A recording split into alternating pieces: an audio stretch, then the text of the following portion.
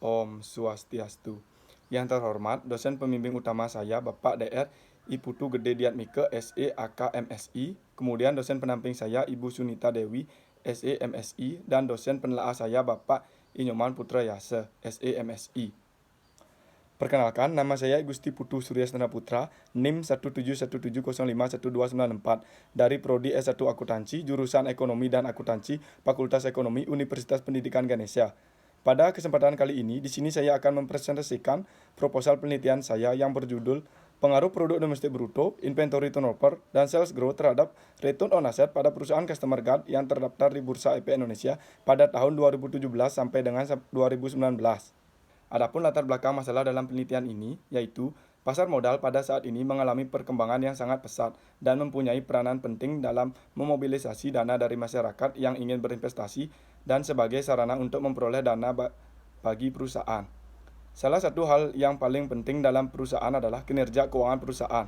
Kinerja keuangan perusahaan dapat dilihat dari profitabilitasnya. Return on Asset atau ROA merupakan rasio profitabilitas yang digunakan untuk mengukur efektivitas perusahaan di dalam menghasilkan keuntungan dengan memanfaatkan total aktiva yang dimilikinya.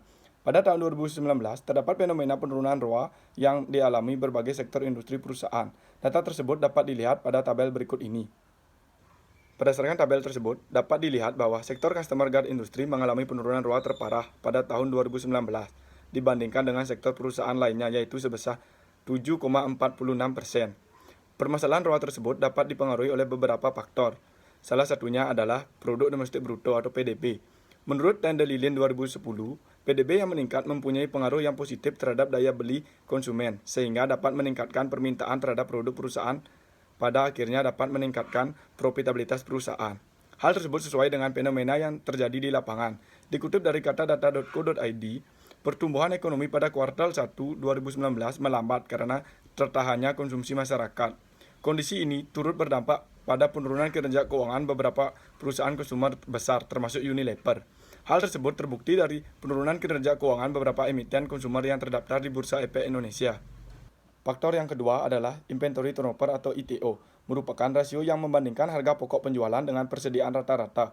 Apabila perusahaan memiliki ITO yang tinggi, berarti perusahaan mampu mengelola aktivanya dengan efisien, maka akan meningkatkan profitabilitas perusahaan. Hal tersebut sesuai dengan fenomena yang terjadi di lapangan. Berdasarkan data laporan keuangan PT Unilever Indonesia Tbk dapat dilihat bahwa ITO pada tahun 2019 sebesar 0,48 mengalami penurunan dibandingkan tahun sebelumnya sebesar 0,49. Hal tersebut diikuti dengan penurunan ROA yang terjadi pada tahun 2019, yaitu sebesar 36,1% dibandingkan tahun sebelumnya, yaitu sebesar 46,3%. Faktor yang ketiga adalah sales growth. Menurut Anggarasari dan Aji 2018, pertumbuhan penjualan berpengaruh positif terhadap profitabilitas atau return on asset. Hal tersebut sesuai dengan fenomena di lapangan. Dikutip dari bisnis.com, pangsa pasar HM Sempurna Tbk pada kuartal 3 2019 turun menjadi 31,7%. Penurunan volume penjualan perusahaan sebesar 5,7%. Kondisi tersebut berdampak pada penurunan ROA perusahaan periode tahun 2019 sebesar 27% dibandingkan tahun sebelumnya sebesar 29,1%. Selanjutnya, sebagai survei awal, penelitian ini ingin mengetahui apakah terdapat perbedaan antara faktor yang terjadi di lapangan dengan teori atau hasil penelitian terdahulu mengenai faktor-faktor yang mempengaruhi ROA pada perusahaan Customer Guard seperti pada tabel berikut ini. Di sini saya hanya memaparkan satu contoh saja, yaitu Inventory Turnover. ITO pada PT Nippon Indosari Corpino Tbk pada tahun 2019 sebesar 0,44 mengalami penurunan dari tahun 2018 sebesar 0,46. Akan tetapi, ROA pada tahun 2019 sebesar 0,1% mengalami peningkatan dari tahun 2018 sebesar 2,9%. Hal ini tidak sesuai dengan teori yang dikemukakan oleh Harry 2015. Semakin cepat perputaran persediaan barang dagang, maka perusahaan akan dapat meningkatkan profitabilitasnya. Berdasarkan latar belakang dan fenomena tersebut, maka penulis tertarik melakukan penelitian dengan judul Pengaruh Produk Domestik Bruto, Inventory Turnover, dan Sales Growth terhadap Return on Asset pada perusahaan Customer Guard yang terdaftar di Bursa Efek Indonesia pada tahun 2017 sampai dengan 2019. Selanjutnya, identifikasi masalah. Identifikasi masalah yang akan diteliti antara lain sebagai berikut.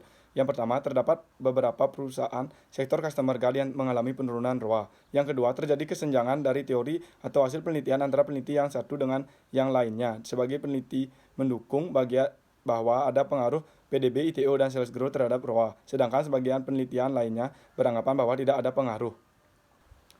Pembatasan masalah. Dalam penelitian ini, peneliti membatasi masalah hanya pada pengaruh PDB, ITO, dan sales growth terhadap ROA pada perusahaan customer guide yang terdaftar di Bursa Efek Indonesia pada tahun 2017 sampai dengan 2019. Rumusan masalah pada penelitian ini, yang pertama, apakah ada pengaruh PDB terhadap ROA pada perusahaan customer guide yang terdaftar di Bursa Efek Indonesia? Yang kedua, apakah ada pengaruh ITO terhadap ROA pada perusahaan customer guide yang terdaftar di Bursa Efek Indonesia? Yang ketiga, apakah ada pengaruh sales growth terhadap ROA pada perusahaan customer guide yang terdaftar di Bursa Efek Indonesia? Selanjutnya, deskripsi teoritis. Yang menjadi grand teori dalam penelitian ini adalah teori DuPont. Menurut Aprianti 2011, salah satu teori yang mengkaji hubungan penjualan, biaya, dan total aktiva yang digunakan oleh perusahaan adalah DuPont System. Menurut DuPont, perubahan penjualan, biaya, dan laba bersih serta total aktiva akan mempengaruhi perubahan laba.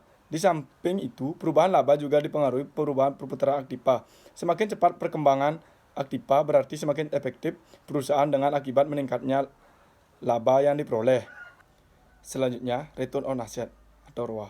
Menurut Kashmir 2017, ROA adalah rasio yang menunjukkan hasil atas jumlah aktiva yang digunakan memanfaatkan sumber ekonomi yang ada guna menciptakan laba. Selanjutnya, produk domestik bruto atau PDB. Menurut Saifuddin, Dewi, Raina, dan Anwar 2019, PDB mengukur pendapatan total setiap orang dalam perekonomian. PDB sering dianggap sebagai ukuran yang paling baik dari kinerja perekonomian. Semakin tinggi PDB suatu negara, maka semakin baik pula kinerja ekonomi negara tersebut. Kemudian, inventory turnover atau ITO. Harry 2015 mengemukakan bahwa ITO merupakan rasio yang digunakan untuk mengukur berapa kali dana yang tertanam dalam persediaan akan berputar dalam satu periode hingga akhirnya terjual. Rasio ini menggambarkan seberapa cepat persediaan barang dagangan berhasil dijual kepada pelanggan. Selanjutnya adalah sales growth. Menurut Anggarasari dan Aji 2018, sales growth merupakan sebuah permintaan produk dan daya saing perusahaan dalam ruang lingkup industri. Naik turunnya pertumbuhan pada perusahaan dapat mempengaruhi kemampuan untuk mempertahankan laba dalam mendanai perusahaan di masa yang akan datang. Hipotesis penelitian.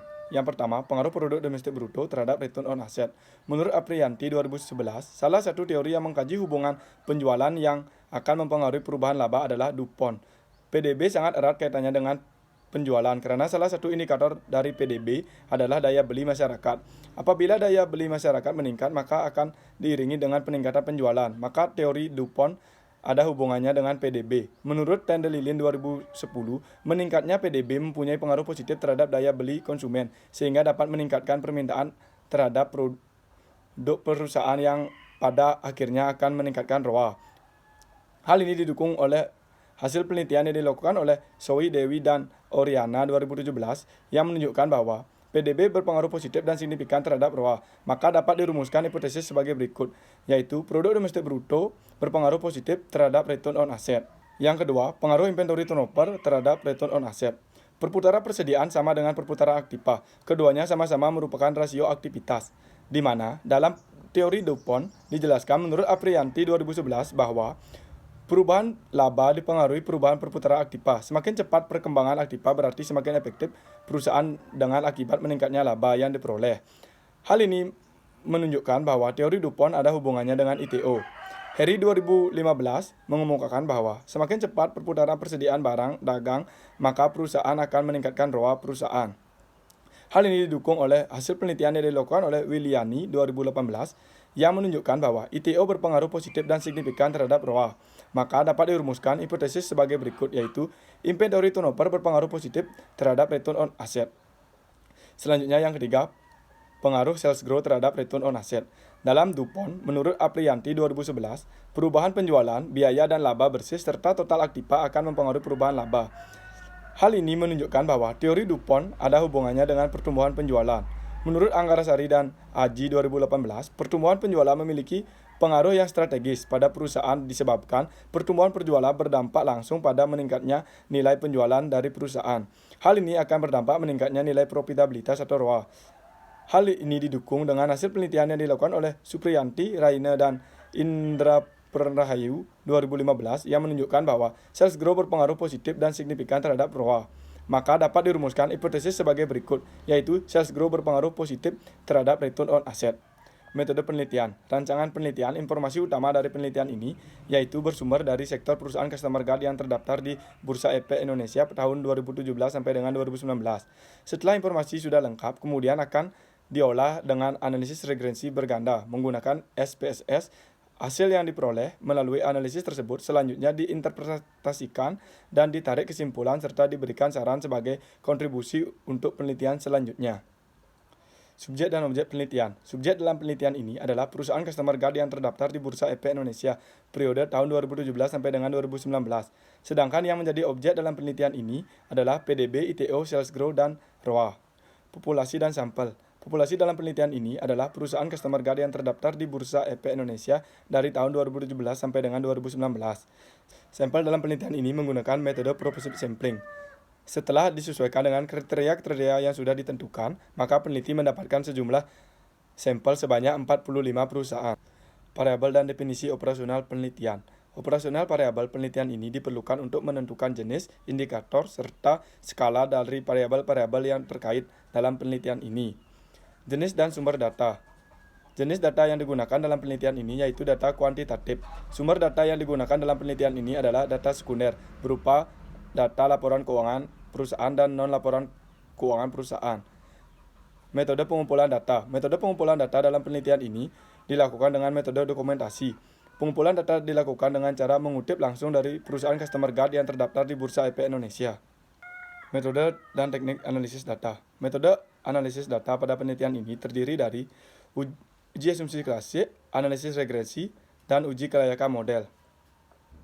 Uji asumsi klasik terdiri dari yang pertama uji normalitas, yang kedua uji multikolerasi, yang ketiga ada uji autokolerasi, yang keempat ada uji heterokedastasitas. Analisis regresi terdiri dari analisis regresi linear berganda. Uji kelayakan model terdiri dari uji koefisien determinasi. Rancangan pengajuan hipotesis. Rancangan pengajuan hipotesis dalam penelitian ini menggunakan uji parsial atau uji T. Uji T dilakukan untuk menguji ada atau tidaknya pengaruh secara parsial dari masing-masing variabel independen dengan variabel dependen. Baik, sekian presentasi dari saya. Mohon maaf jika ada salah kata. Saya ucapkan terima kasih dan saya tutup dengan Brahma Santi. Om Santi Santi Santi Om.